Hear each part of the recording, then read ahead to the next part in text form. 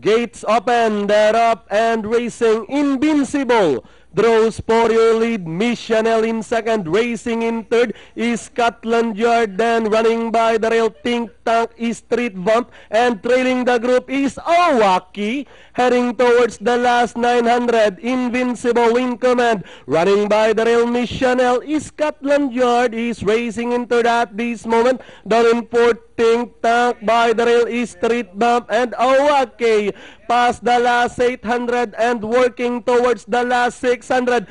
Two runners almost as one. Running by the rail, Miss Chanel. Invincible is Scotland Yard. Moving a party outside as they rounded the last 450.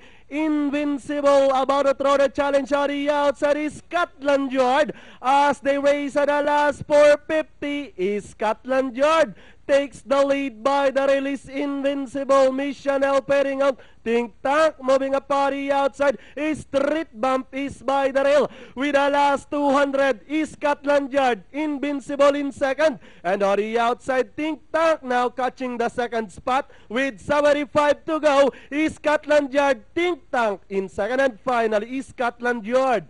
Think Tank, Invincible, Owaki. Then comes Miss Chanel, and Street Bump comes in last. Okay, 4, 3, 6, 2,